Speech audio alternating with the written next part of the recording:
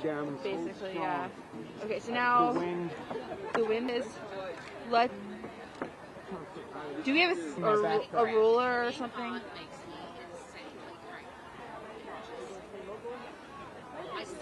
Here, wait. Is there something that the papers are going to clip onto?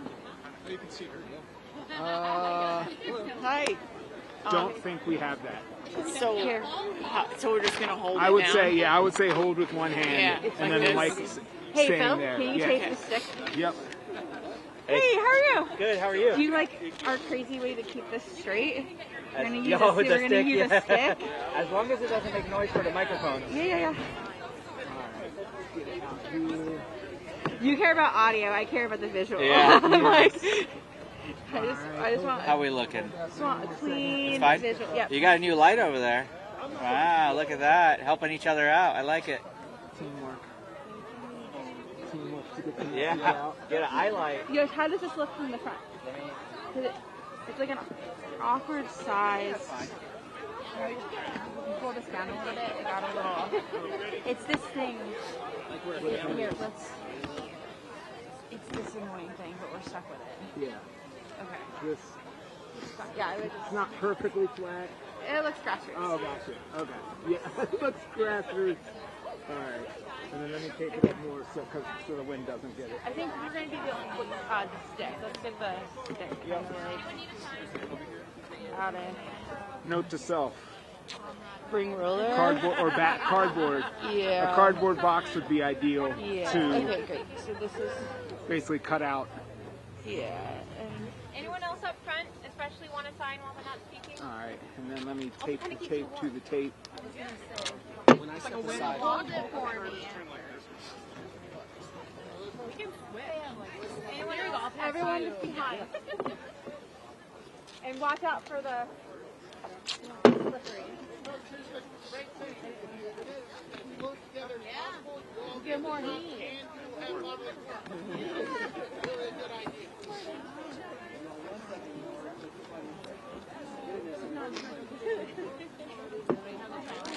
Any of them? This is Sarah, audio check. Sarah, audio check. Testing. Yep. Everybody looks beautiful. Amazing.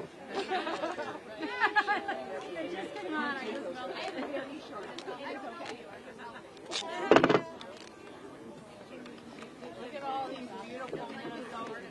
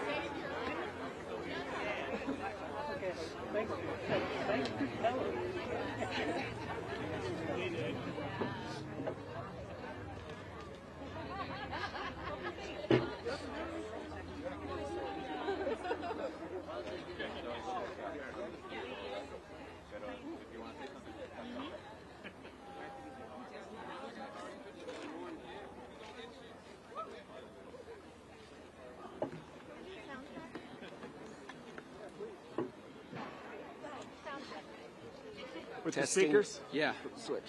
There you go. Testing, 1, 2, 3. You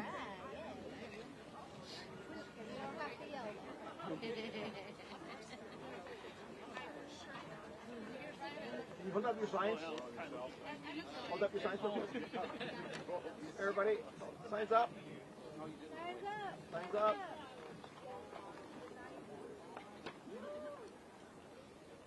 Minnesota strong right here. Thank you.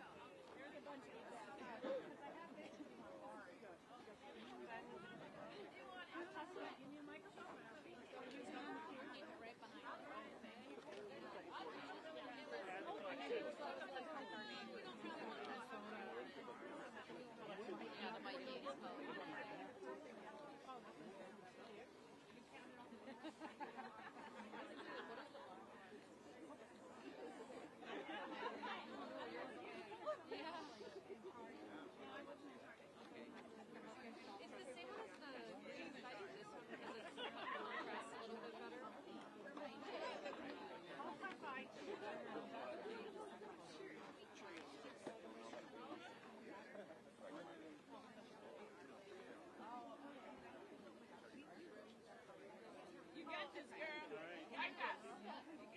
Ice out! Ice out! Ice out! Ice out! Ice out! Ice out! Ice out! Ice out! Ice out! Ice out! Ice out! Ice out! Whose money? Our money! Whose money? Our money! Whose money? Our money! Whose money? Our money! Whose money? Our money! Whose money? Our money! Whose reps? Our reps! Whose reps? Our reps! Whose reps? Our reps! Whose reps? Our reps! Whose home? Our homes! Whose home? Our homes! Whose home? Our homes! Whose state? Our state! Whose state? Our state! Whose state? Our state! Whose kids? Our kids! Whose kids? Our kids! Whose kids? Our kids! Whose kids? Our kids! Whose school? Our schools! Whose school? Our schools! Whose school? Our schools! Whose school? Our schools! Whose hood? Our hoods! Whose hood? Our hoods! Whose hood? Our hoods! Whose hood? Our hoods! Whose mosque? Our mosques! Whose mosque? Our mosques! Whose mosque? Our mosques! Whose synagogue? Our synagogue! Whose synagogue? Our synagogue! Whose synagogue? Our synagogue! Whose churches? Our churches! Whose churches? Our churches! Whose food? Our food! Whose food? Our food! Whose food? Our food! Whose land? Our land! Native land. Native land! Whose land? Native land! Whose land? Native land! Whose land? Native land! Whose land? Native land! Whose water? Our water! Whose water? Our water! Whose water? Our water! Whose street? Our streets! Whose street? Our streets! Whose street? Our streets! Whose stores? Our stores! Whose stores? Our stores! Whose businesses? Our businesses! Good morning, good morning! Ice out! Thank you. Good morning, everybody. My name's Desmond Surrett. I'm with Community Change Action. I am proud to be here with our friends from Minnesota who are setting an example of what courage looks like in our times, of what it means to resist, of what it means to be a good neighbor. A little over a month ago, the Trump administration unleashed an attack on Minneapolis in a racist attempt to scapegoat black Somali women. Families have been torn apart, people abducted, people hiding in their homes. Schools and businesses are at a standstill. Military-style operations at child care centers. I can't believe I'm saying that. Federal agents tear gassing students. People shot in the streets. And no one has been held accountable. I repeat, no one has been held accountable. And somehow, in the halls just behind us, there's a debate occurring about whether we should continue to fund this violent, lawless, terrorizing force to the tune of billions of dollars.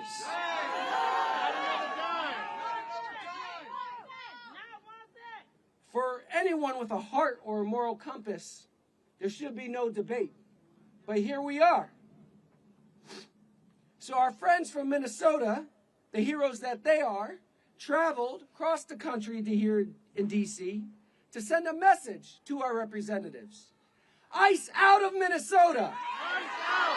ICE out of everywhere. Not one more dollar for ICE.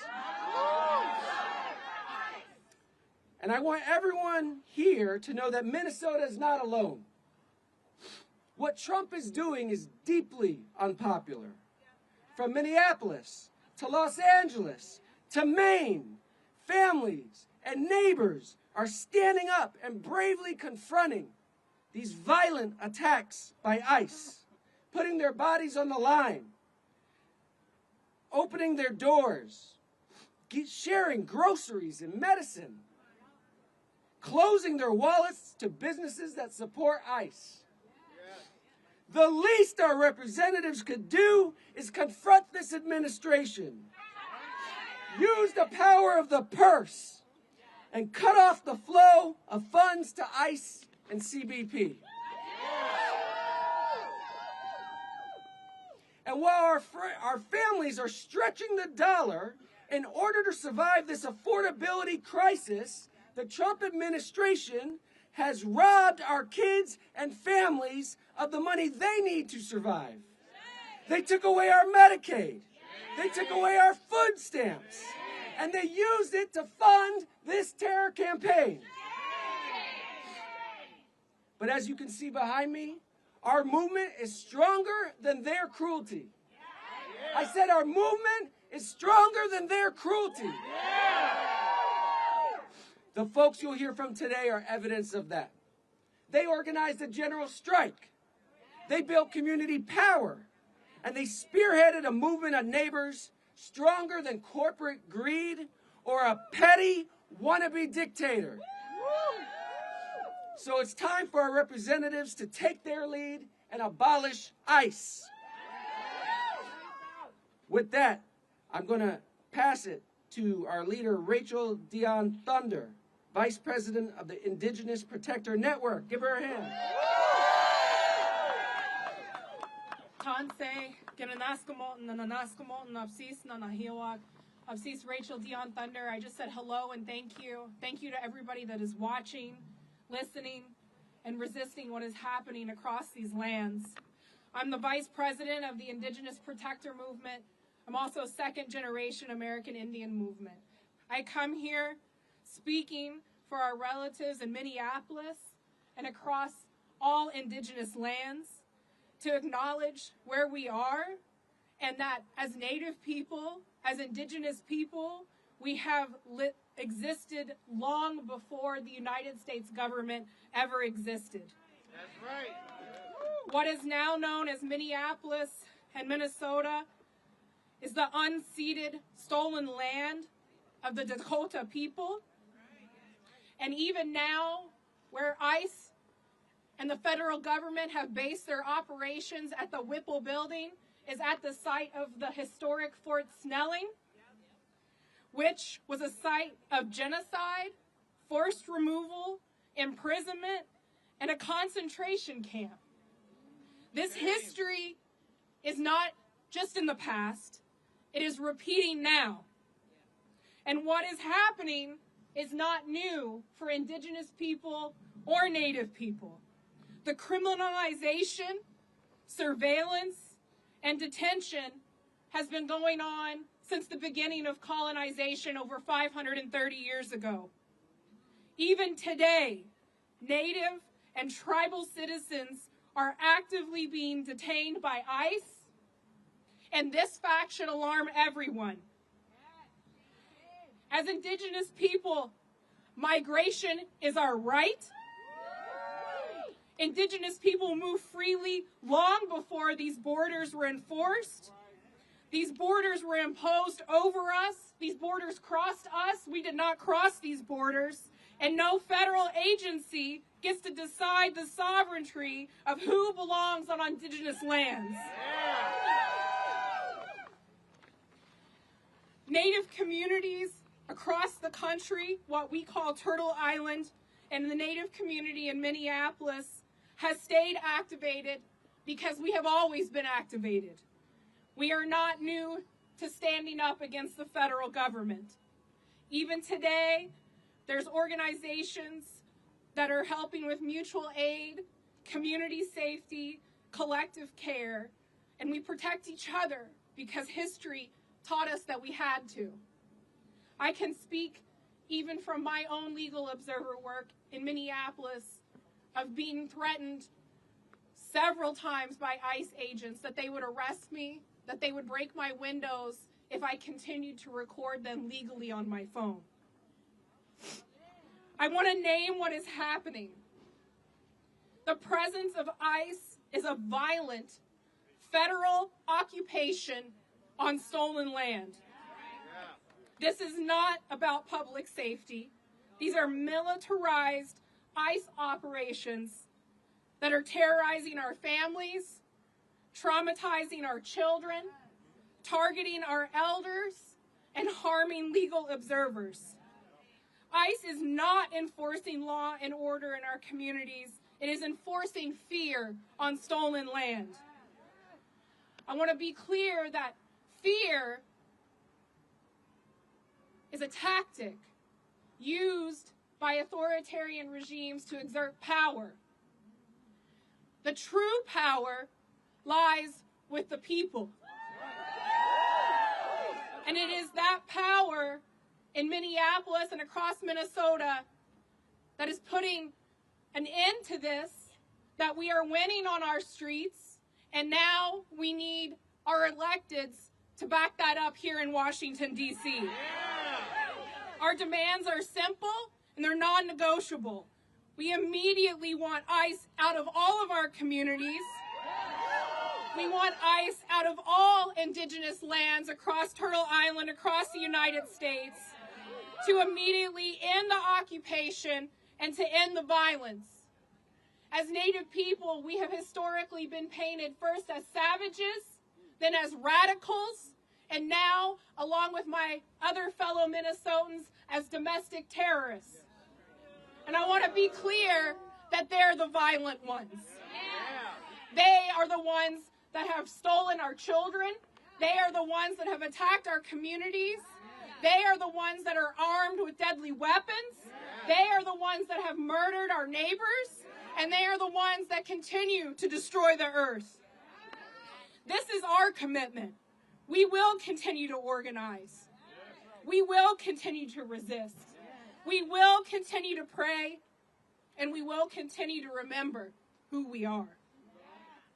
So in that remembrance, before I close, I want to honor the relatives who have been killed by ICE and who have died in ICE custody just this year in 2026. Parity Law died while in ICE custody in Pennsylvania. Keith Porter, fatally shot during a federal law enforcement operation in Denver, Colorado. Herbert Sanchez Dominguez died while detained by ICE in Georgia. Victor Manuel Diaz died in ICE detention in Texas. Luis Beltran Yanez Cruz died after being held in an ICE facility in California. Luis Gustavo Nunez Caceres died while detained by ICE in Texas. Gerardo Lunes Campos died while in ICE custody in the United States. Alex Preddy, publicly executed by federal immigration agents in Minneapolis, Minnesota. And Renee Nicole Good, fatally shot by an ICE officer in Minneapolis, Minnesota. At this time, I want to take a moment of silence.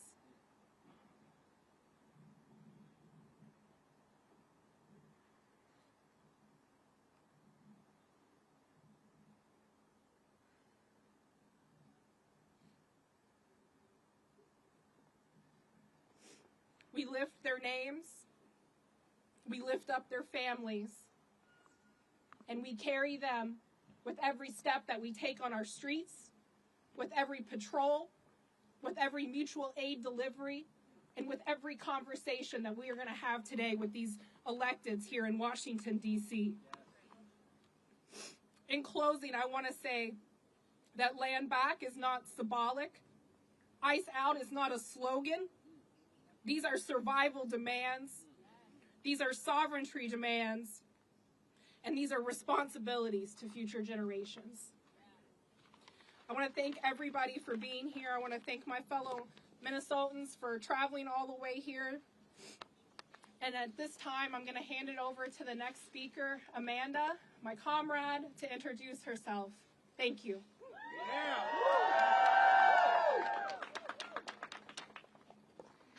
Hello, and thank you for being here today. My name is Amanda. I am very loud. And I am the director of a child care center in Minnesota. On Tuesday this week, 4 ICE vehicles followed a car into the parking lot of our child care center. Our center went into its 4th ICE lockdown of this year. All of these because ICE agents were on or near our child care center. Every time it leaves me, our teachers, staff, and families scared and angry. In over 30 years as a child care professional, I have never had a lockdown until 3,000 ICE agents descended on Minnesota in January. And the truth is, other child care centers have experienced much worse. They have had ICE agents take teachers and parents from their buildings. They have had multiple families abducted by ICE, and they have been hounded and harassed daily. So this all began with the administration attacking and trying to undermine faith in Minnesota child care with a racist disinformation campaign targeting our Minnesota Somali child care providers. The administration froze child care funds and unleashed ICE to terrorize our communities. It was nothing more than a political ploy to sow hate and fear. But Minnesotans surprised them. We stood up and protected our neighbors and spread love and kindness. In the best of times, working in child care is both challenging and extremely rewarding as we help children learn and grow. And unfortunately, these have not been the best of times. Child care workers like me throughout Minnesota have added new responsibilities to our already hectic days as we try to find ways to keep our children, families, and staff fed, housed, and safe. It's exhausting. It breaks my heart that anyone is afraid to leave their home out of fear they will not return at the hands of our U.S. government. And the damage caused by ICE in our communities will take a long time to heal and repair.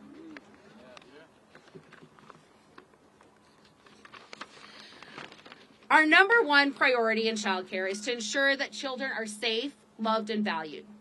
Scientific research proves that children can't learn and grow successfully if they don't have these basic needs met. And living in fear means you are not safe. And children in Minnesota are living in fear regardless of race or immigration or citizenship status. I've heard a lot of talk from politicians over the years about how they are working to protect children.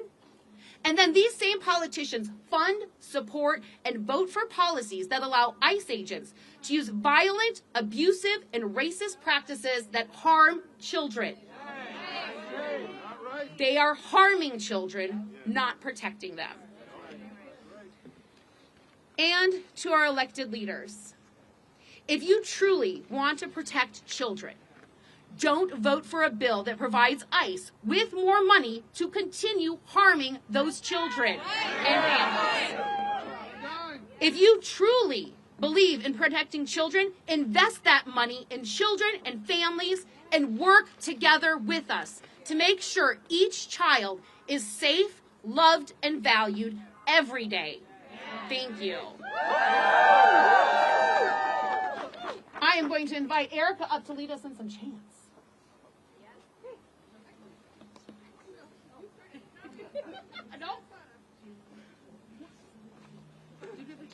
Ice out! Ice out! Ice out! Ice out! Ice out! Ice out! Ice out! Ice out! Ice out! Ice out! Ice out! Ice out! Ice out! Ice out!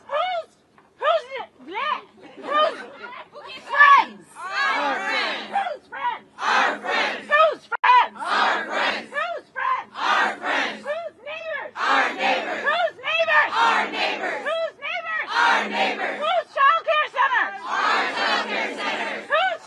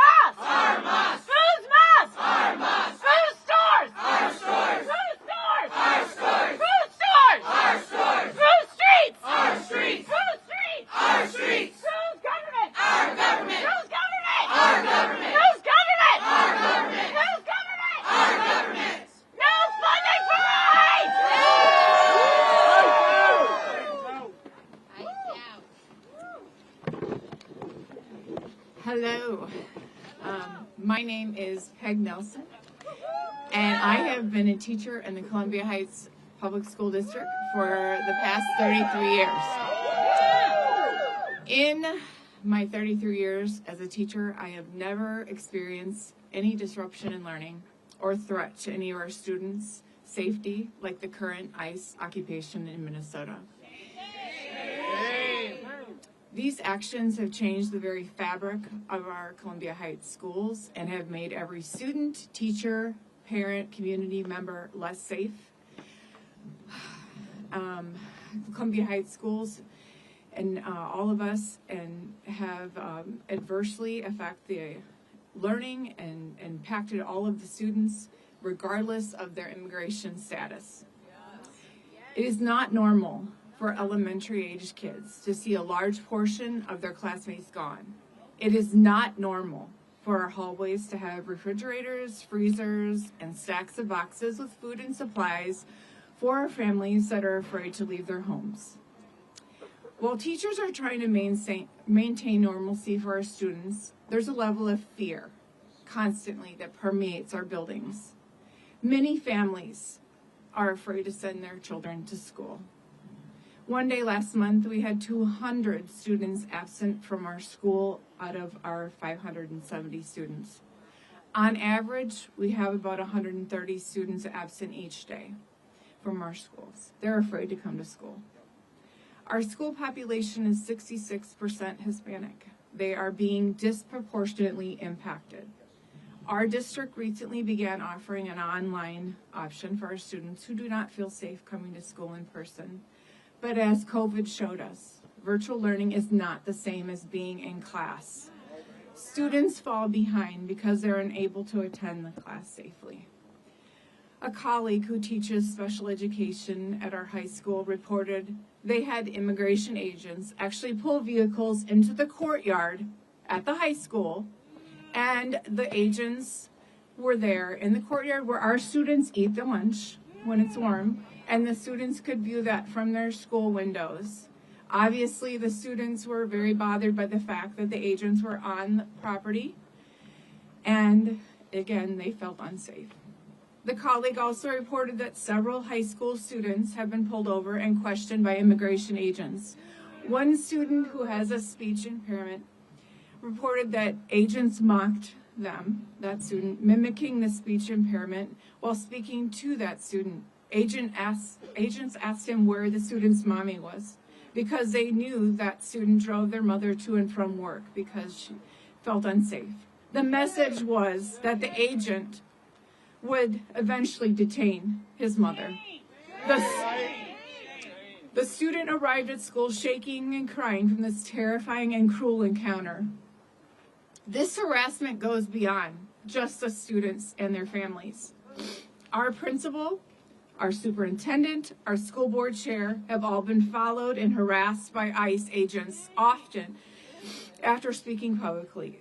Just yesterday, our retired principal, who was pulled over and harassed by agents after giving our students, on his time that he's retired, rides home. Even our teachers who are simply delivering food to our students have been followed. We don't know how much longer we can sustain our efforts in the face of federal intimidation. As educators,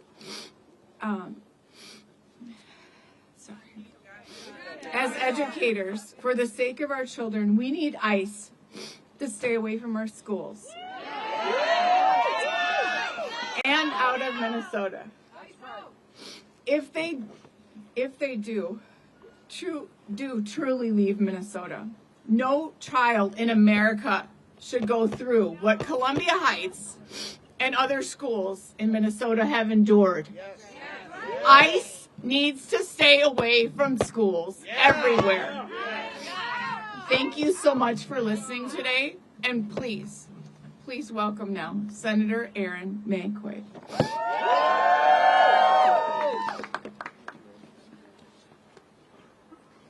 Well, good morning, everybody. I'm Minnesota State Senator Erin Maye Quade. I represent the suburbs, Minnesota's Apple Valley, Rosemount, and Eagan. What we are experiencing in Minnesota is just the test case for what Republicans want to unleash on the rest of the country. Republicans cut our healthcare funding, our food, children's cancer research, rural hospital funding, higher education, and to give billions of dollars to ICE. And all that money for what? To destroy our small businesses, detain our friends, kidnap our babies, and murder our neighbors. They're in the elementary school parking lots, sitting at the bus stops, chasing us inside our grocery stores, terrorizing our streets, haunting our hospitals, violating court orders, breaking our laws, and violating the Constitution. And why? Why are they doing this? The Trump administration's public statements, their stated goal of removing 100 million people from this country. There are only 50 million immigrants total in the United States of America, most of whom are lawfully present. So we know from Trump's own words that they want to remove Black, brown, Asian, and indigenous people from this country, citizens, lawful permanent residents. That is what they have started in Minnesota. That is what they want to bring to the rest of the country. Despite a so-called drawdown, we can tell you nothing on the ground has changed in Minnesota. I had to put my phone on silent to give this speech because I'm getting messages right now. They're by the daycare. They're down the street from the school. They're in the apartment complex parking lot. They're knocking on doors, going door to door. That is happening right now. That is why Minnesotans are organized. Despite the lies of this administration, the Minnesotans that are organized are hockey moms with minivans and whistles. We are daycare dads with pickup trucks delivering groceries. We are teachers providing support to families in hiding. We are students with signs at walkouts. We are grandmas with Costco accounts. We are pastors, imams, and rabbis with unwavering faith. We are labor members with iPhones. We are Minnesotans. We are brave. We will stand in the gap forever for our neighbors. We are here from every corner of our state demanding ICE out of Minnesota and in no other state. Not one more dollar for ICE and CBP. And give us our neighbors back. Now I will introduce SEIU member Hamse.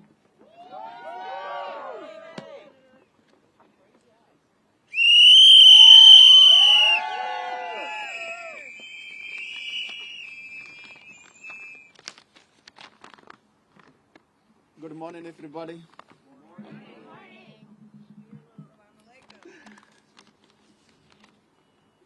My name is Hamza Hussein. I'm proud of SEIU Local 26 member. I'm also a rideshare driver at the Twin Cities Airport. I'm also a U.S. citizen. I'm here in D.C. because the rideshare drivers are being stopped and harassed by ICE, Border Patrol, just doing our jobs. We are not breaking the law. We are working, helping people get their flights and keeping airport running. We are not only one hunting on our states, and increased ICE activity has created widespread fear, anxiety, and public crisis. Many residents avoid daily activity like working, schooling, and seeking health because they are scared. No one should have to provide or prove their citizenship just earning living or go doctor or walking street. That is not what the country stands for. This is intimidation and profiling, not safety. We also mourn those who were killed by ICE. Their death shows how dangerous this situation is. And why we need to end this chaos.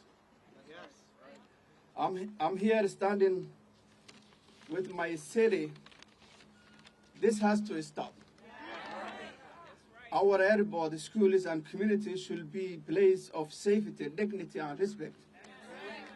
Our tax dollars are to be used to reflect American value, not tear families apart or killing the citizens.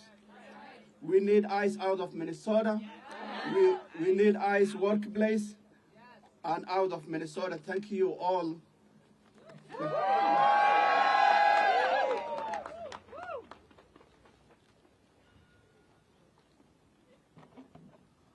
Assalamu alaikum. Good morning. Bismillah ar-Rahman ar-Rahim. Peace be unto you all. My name is Imam Salah Muhammad.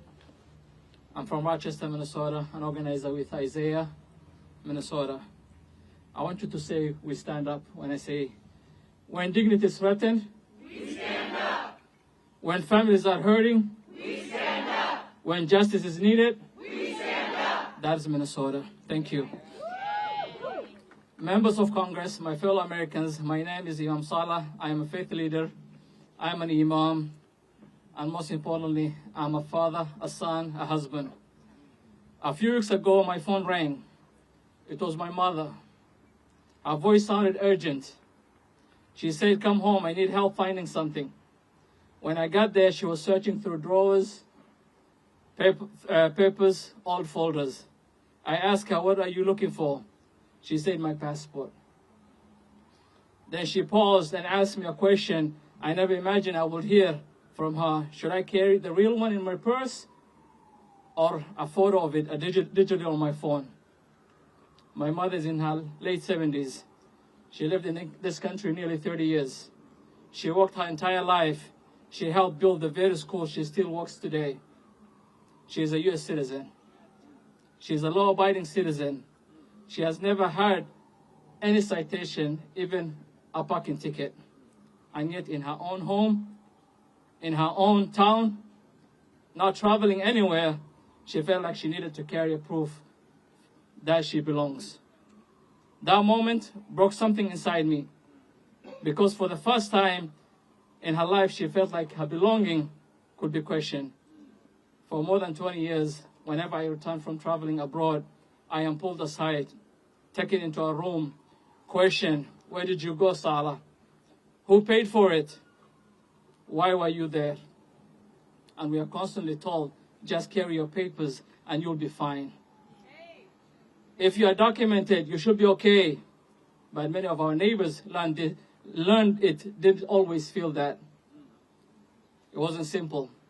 If you look like me, if you spoke with an accent like mine, in those moments, papers didn't always matter. And the truth is, this is not new for us Muslims. Since 9/11, many of us have been questioned, stopped, detained, and made to feel suspect simply because who we are. History shows a painful pattern in this country.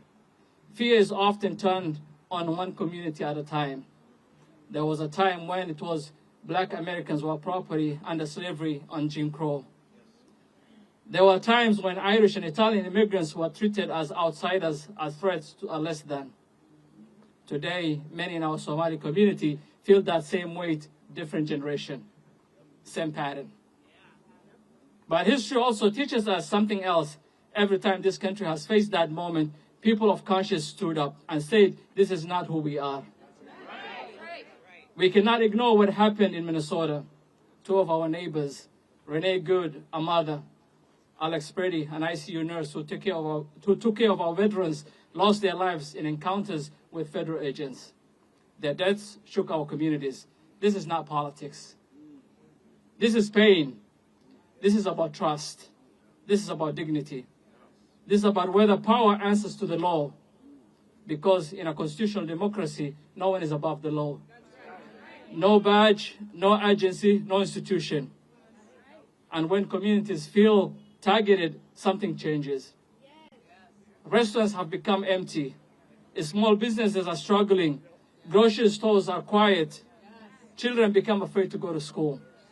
Fear enters our neighborhoods, and when fear enters, dignity leaves. Let me say this clearly. This is our country too. We work here. We raise our children here. We serve here. We build here. We belong here. God says in the Quran, chapter 17, verse 70, and we have honored the children of Adam, not some. It did not say it said all the children of Adam. Every human being carries dignity. Every person has honor. Every child deserves to feel safe. No human being is illegal. No child is an alien. I'm not sharing this story to invite sympathy. I am sharing it to awaken conscience. Members of Congress, we did not come here just to speak. We came to ask you to lead. No more blank checks. No more funding without accountability. We need real investigations, real oversight, real consequences when lives are lost. And to the watching American people, you matter in this moment. If you hear these stories and stay silent, if you feel something in your heart and do nothing, then nothing changes. Call your representatives, call your senators, write, speak, because history always asks one question. When people were afraid, when dignity was on the line, where were you? And we should be able to answer that. One day our children will ask what we did when fear knocked on our neighbor's door. Let us be able to answer and say, we did not stay silent. We stood up, we spoke, and we chose dignity over fear. Thank you, Minnesotans. And I would like to invite Patty O'Keefe.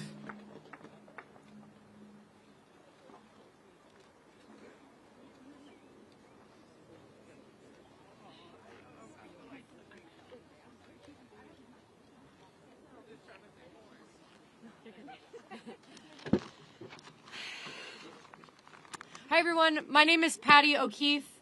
I'm a lifelong Minnesotan. I've lived in South Minneapolis for 14 years. I decided to get involved when the President of the United States called the Somali community garbage and said that there were going to be ICE agents descending upon our city.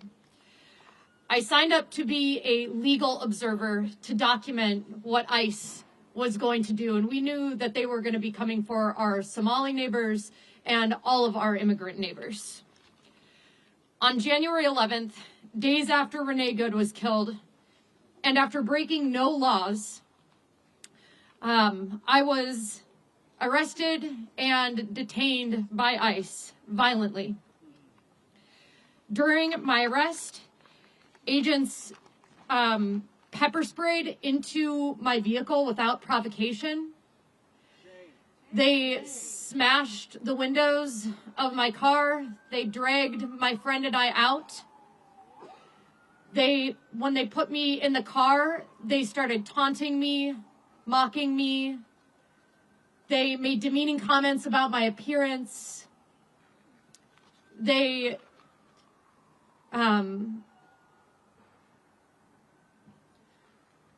said the worst thing. One of the agents said, "You guys gotta stop obstructing us. That's why that lesbian bitch is dead."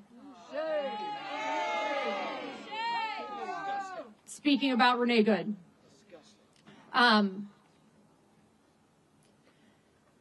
It's hard to share honestly how that made me feel, how that makes someone feel.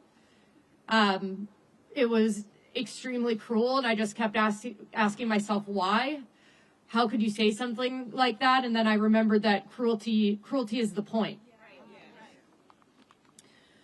They took us to the Whipple building and held us for 8 hours. We were released without charges after that. While I was there, I saw people crammed into cells. There was no privacy for going to the bathroom. You had to beg for water and to go to the bathroom. I heard crying, screaming, pleading, "Let me go, let me go, let me go, please let me go." I heard a child crying, screaming. I heard women screaming in desperate agony. In my time there, I was not ever allowed to make a phone call, and was made to feel like my biological needs and that my constitutional rights did not matter. That was a month ago, yesterday. Since then, ICE has continued their campaign of terror. The quote-unquote drawdown was for optics. It was to shift the media attention away. Since Tom Homan came to Minnesota, there has been an uptick of legal observers that have been taken by ICE. They are still preying on our children outside our schools, our daycares, and at bus stops. Inside our hospitals. Our hospitals. And they say they're going after the worst of the worst. Let me tell you who I saw and who I heard in that detention center. Women. Women between the ages of 30 and 50 years old. Mothers, many of them. Children. Men in their workwear, in their pajamas. Our neighbors. Our neighbors. These are not criminals. So no, it is not slowed down. And Minneapolis, Minnesota, will keep fighting back against this complete unraveling of our constitutional rights and of our dignity. But we won't let them take that from us, our dignity. We here today, we have left the communities that we are defending. We are all playing roles in our community back home. We have come here today to tell Congress that we need support. All the money that the GOP has stolen from us, from our health care, our child care, food assistance, has supercharged this campaign of terror in Minnesota and across the U.S. What is on the table today is an additional billions of dollars in funding. And to that, we demand not a penny more. No more. In Minnesota, we have been bravely confronting ICE. The least our Congress members can do is confront the Trump administration by using the power of the purse to curtail this campaign of terror. So, stand with Minnesotans. Stand with the majority of Americans. Stand with justice. And say not one penny more. Thank you. And I'm going to be introducing Ruth to come up now. Actually, slight change of plan. I'd like to pass the mic to Representative Morrison, representing Minnesota's 3rd Congressional District.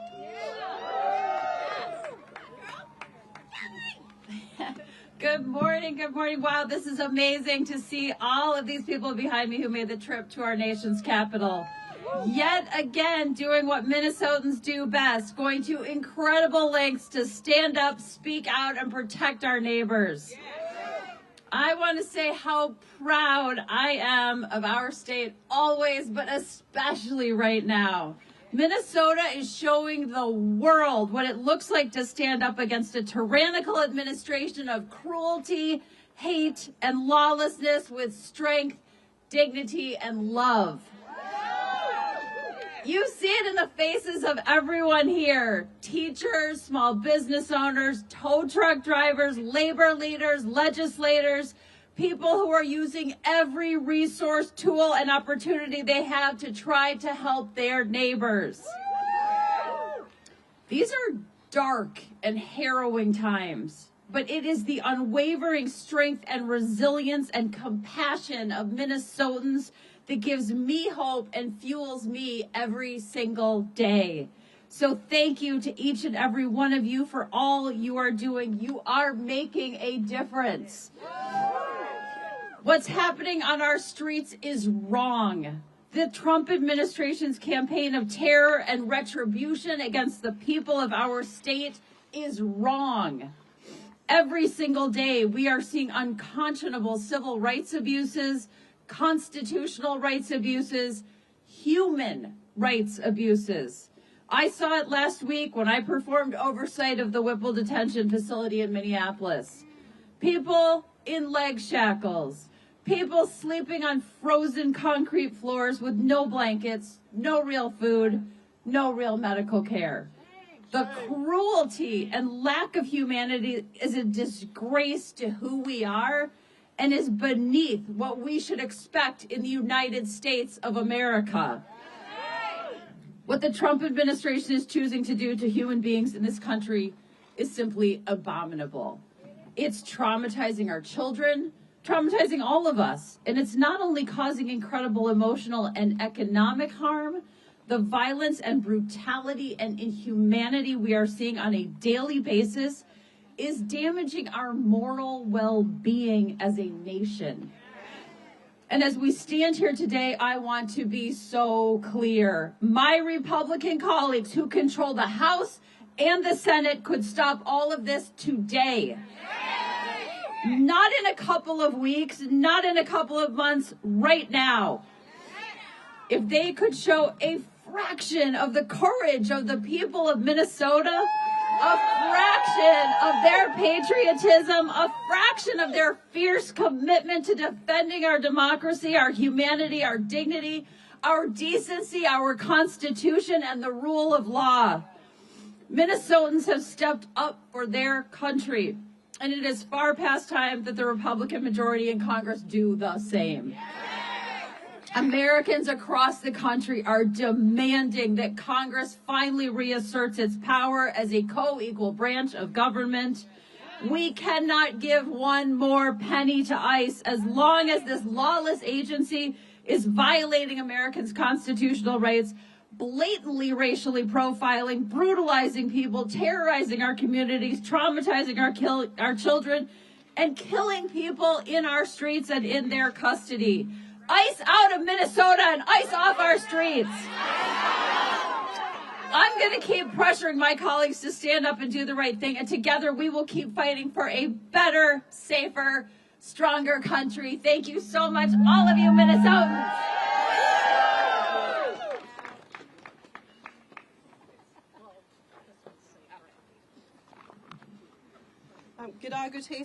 Good morning. Good morning.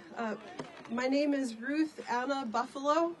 I stand here as a Native woman, a parent, a community leader, and as your relative. I'm speaking for my family, for my community, and for our ancestors, and for the people of Minnesota who are too afraid to leave their homes right now. What is happening in Minnesota is not policy, and it is not lawful. The behavior and tactics we are experiencing are creating fear in our neighborhoods and in spaces where our people go for resources and safety. Parents are afraid to let their children play outside. Families are afraid to go to work or the store. Community spaces are going into lockdown. Our unhoused relatives pushed further into danger, being taken for no reason and no accountability, and we still have missing relatives at this time from our unhoused population. Where is the accountability? This is not public safety. This is trauma. And it's happening in our own homelands. When Renee Good was killed, our community witnessed chaos, vehicles left running, blinkers flashing, people frozen in shock. It felt like a war zone, and it is a war zone. And the normalization of that violence must stop. ICE activity has targeted Black and brown people in Minneapolis, including law-abiding United States citizens, community members, and members of federally recognized tribes. And I need to say this clearly. We do not blame ICE alone. We must hold the United States Cabinet accountable. We must hold Congress accountable. They fund this chaos and violence. They authorize it. They created the system that has unleashed this violence. And when that violence violates civil rights and liberties, this country's lawmakers must answer for it. Because what we are witnessing in Native communities across the country is the violation of the civil rights of tribal sovereign citizens and people. Tribal nations have a political and constitutional relationship with the United States. The federal government and the states are obligated to honor and protect tribes. Although we stand shoulder to shoulder with our immigrant relatives, we are not immigrants to this land. We are the first peoples of this country. We are citizens and people of sovereign nations recognized in the United States Constitution. And yet our tribal IDs are ignored. Our sovereignty is dismissed. Our people are targeted, detained, and are still missing. That is a constitutional failure. We are in a constitutional crisis. Congress, the people in power, shape what this country learns about its own history. And our children are still taught a narrow version of tribal Native nations, if we are taught at all. So when these systems act in ignorance and harm tribal youth and adults, especially those relocated to San Francisco, Los Angeles, and Minneapolis, Chicago, this harm is not accidental. It is intentional and systemic. There are more than 700,000 citizens, people of federally recognized tribes living in large metro cities today. We are not invisible. We are not outsiders. We belong here. We all belong here.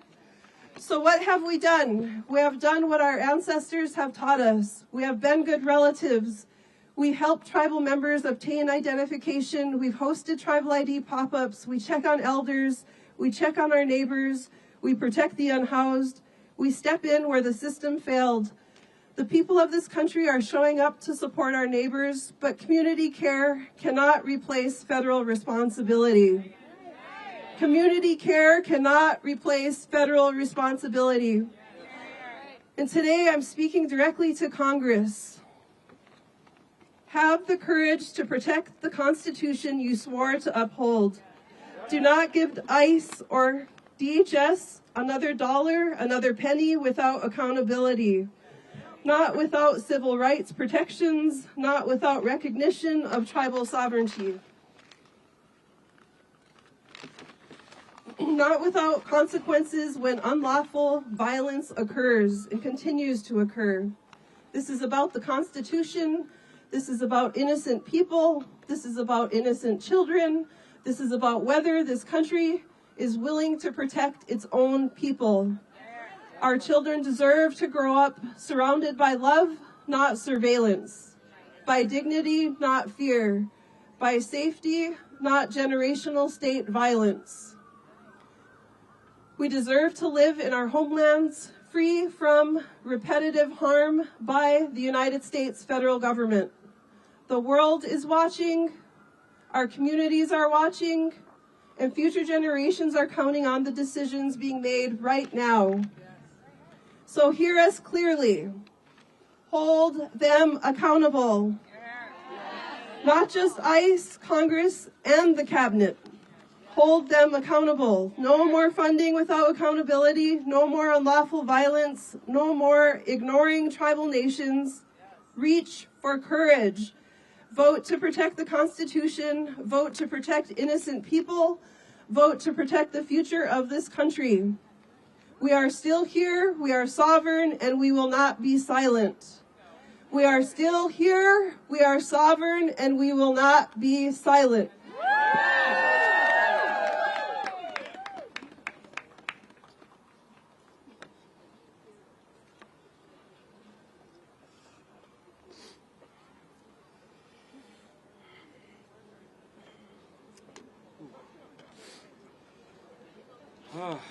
Boy, it is cold today. Whew. Yeah, that's coming from me. Jeez. Buenos días. My name is Samuel Hernan Cardoso. I am a leader with Unidos Minnesota. As I prepared for this speech today, I asked myself one question. If I was alone in a room with members of Congress, how would I tell them? How would I tell them that regardless of this initial withdrawal and what people thought what was going on from... Sorry. How do I tell them that... Oh, jeez.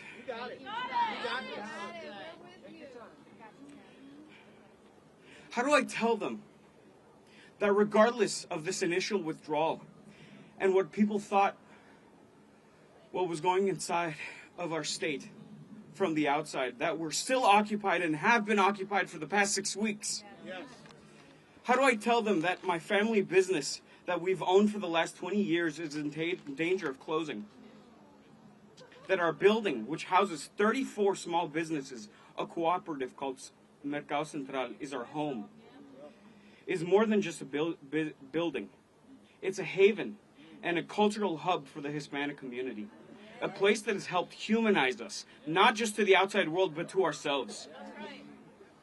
At Mercado Central, we all belong. And now because of the violence, fear, and scapegoating, all these small businesses are at risk of going bankrupt and closing down. How do I tell Congress that since December I've had to endure the weight of uncertainty, not just about my future, but also the physical safety and well-being of my family, my friends, and my neighbors all over Minnesota? A weight which makes it hard to breathe at night. Something all of you share with me, I'm sure. And how do I tell them that these businesses, I'm sure we've lost like 98% of our clients and sales, and that every time they come into our businesses, we see the fear in their eyes. Families, we see it. We see how families are stretching every dollar, making impossible choices between basic needs like groceries, rent, or car insurance. Seeing Mercado Central grow quiet has been a heartbreaking experience. A place that was once full of life now feels uncertain and fragile. That loss isn't just emotional, it's economical. And when small businesses struggle, our entire entire local economy struggles and crumbles. And how do I tell Congress that I'm an American too? That I was born here? That this is my country too? To everybody behind me, I'm fighting alongside you today because 20 years ago, my family made the choice to make Minnesota their home. A land of opportunity in which my siblings and I could have a better, peaceful, and productive life. And it's time that Congress fights for the interests of regular working people, and because of that, I'm here to demand ICE continue to leave Minnesota. We want real accountability for the brutalization and murders of our community. We want no more additional funding. And we want nuestra gente, who are stuck in an unjust limbo, a clear path to citizenship. Thank you.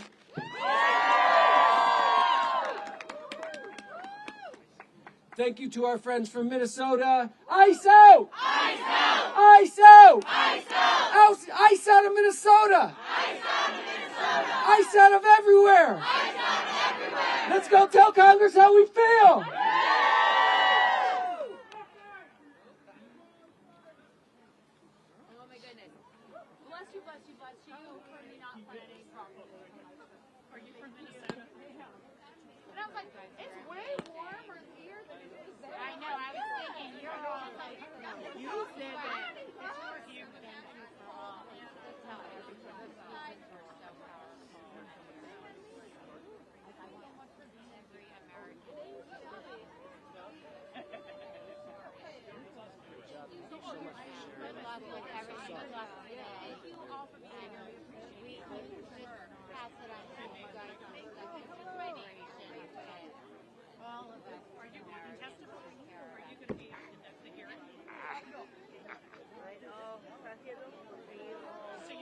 I brought one. It's in my hotel room. It's supposed to be 30.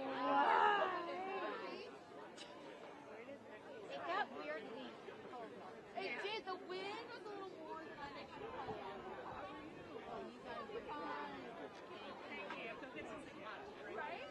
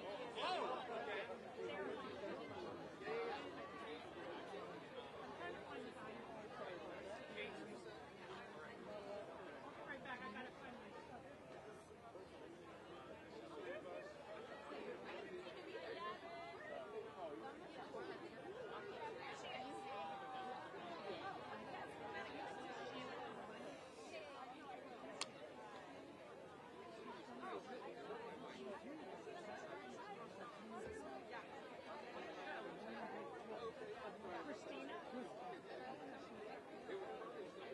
Are you guys getting going? I'm gonna go. Okay. I have a camera mic, but I didn't turn it on. Here, thank you. Sorry, I took your sign.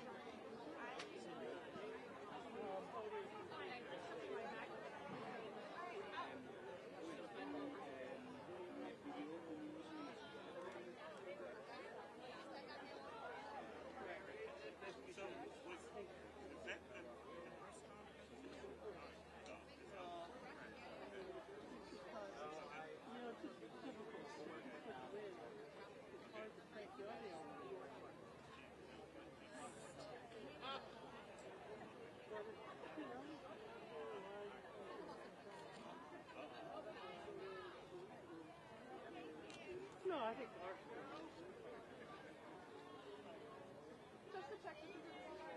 if you're joining the prayer march, we're right here.